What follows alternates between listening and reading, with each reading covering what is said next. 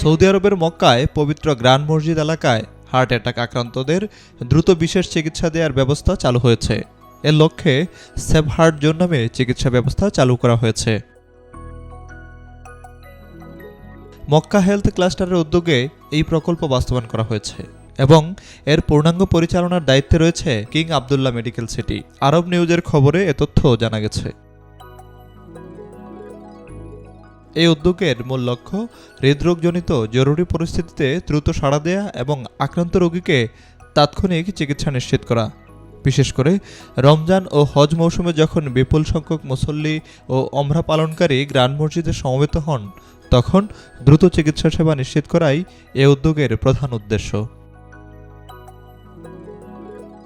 প্রকল্পটির আওতায় 10টি কার্ডিয়াটিক intensive care bed স্থাপন করা হয়েছে। পাশাপাশি 30 জন প্রশিক্ষিত চিকিৎসক ও স্বাস্থ্যকর্মীর একটি বিশেষায়িত মেডিকেল দল সার্বক্ষণিক দায়িত্ব পালন করবেন। হারেম হাসপাতালে কার্ডিওলজি সেবা দেওয়া হচ্ছে।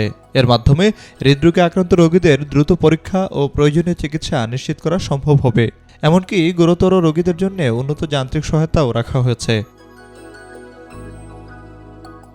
Desk report, B news 24।